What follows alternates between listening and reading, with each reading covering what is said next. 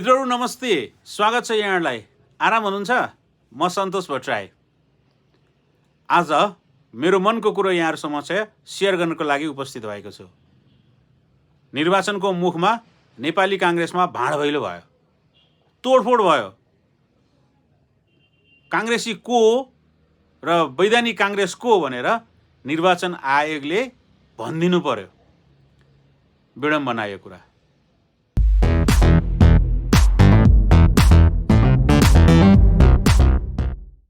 म पछिल्लो समय देशमा देखिएको राजनीतिक अस्थिरताको बारेमा कुराकानी गर्न गइरहेको छु।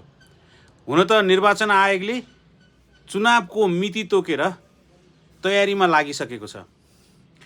तयारीमा लागिरहेको अवस्थामा 50 दिन बाँकी रहँदाखेरि देशकै ठुलो पार्टी नेपाली काङ्ग्रेस टुट्यो भनौँ, फुट्यो नभनौँ, टुट्यो भनौँ।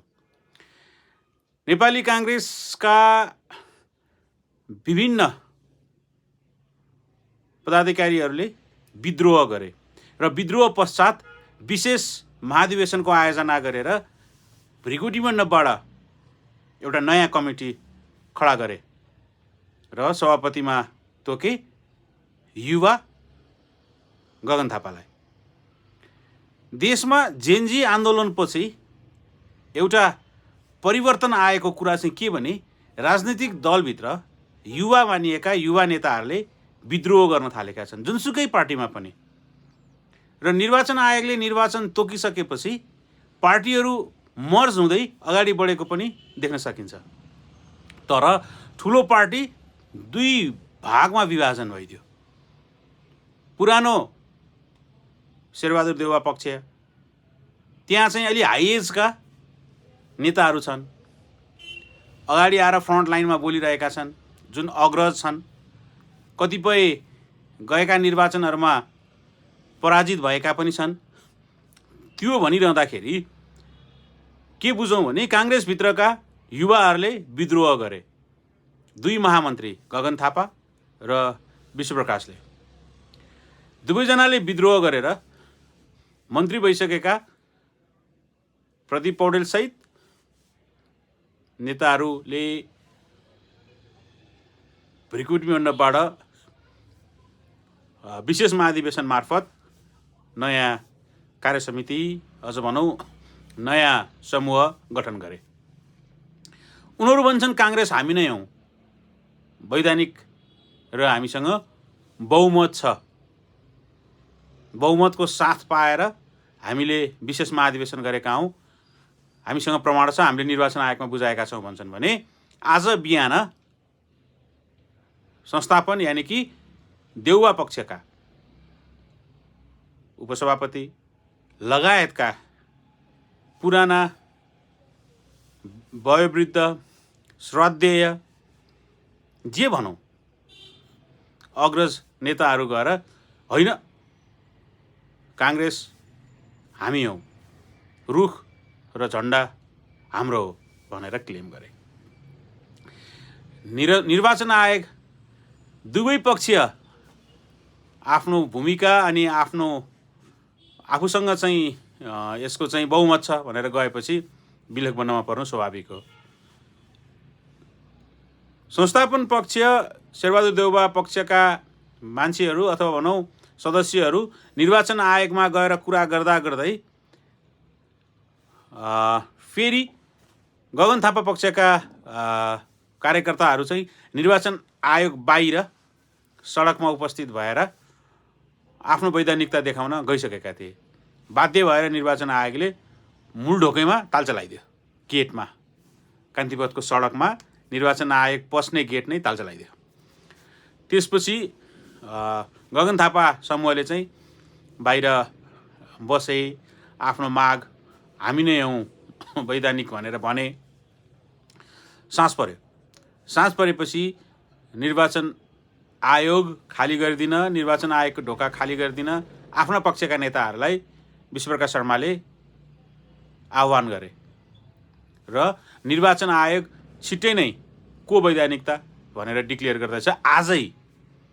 अब निर्वाचन आयोग के भन्छ भने नेपाली काङ्ग्रेसको कारणले गर्दा निर्वाचन सर्दैन, त्यो कारणले गर्दा निर्वाचन तोकेकै मितिमा हुन्छ भन्छ।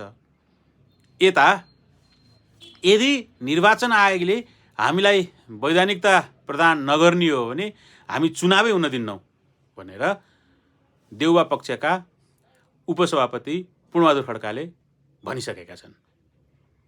रमाइलो पो भइरहेछ राजनीति देशमा। अब पुराना नेताहरूले देशभरि आन्दोलन गर्छौँ लौ त निर्वाचन आयोगले देउवा पक्षीयलाई चाहिँ अवैधानिक घोषणा गरोस् त भनेर उनले बिहानै भनिसके। यसको मतलब यदि निर्वाचन आयोगले युवा तन्नेरीहरूको समूह गगन थापालाई जुन पार्टी सभापति बनाएका छन् काङ्ग्रेसको वैधानिकता प्रदान गर्यो भने देउवा समूहले आन्दोलन गर्ने। अब थापा पक्ष गगन थापा पक्षलाई चाहिँ अवैधानिक घोषणा गर्यो भने फेरि उनीहरूले आन्दोलन गर्ने। आन्दोलन त जसले गरे नि गर्ने। त्यति मात्रै होइन,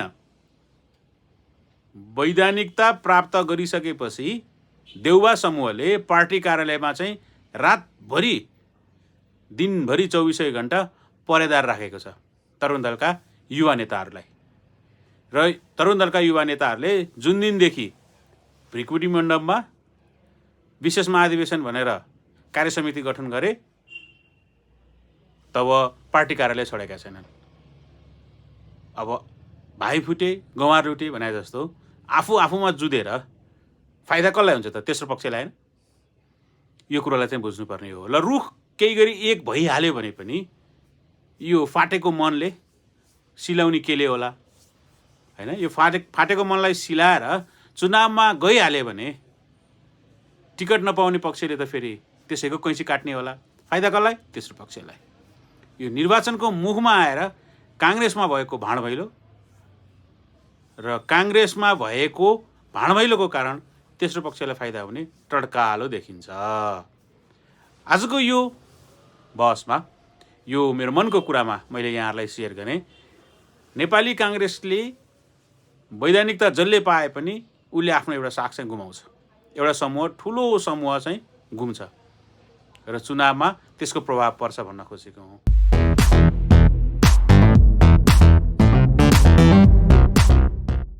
मैले यहाँनिर भन्न खोजेको कुरा चाहिँ के हो भने चुनाव आएपछि त सबैजना पार्टीमा मिलेर अगाडि बढ्नुपर्ने थियो होइन र भने यहाँ त चुनावको 50 दिन बाँकी हुँदा तोडफोड भयो।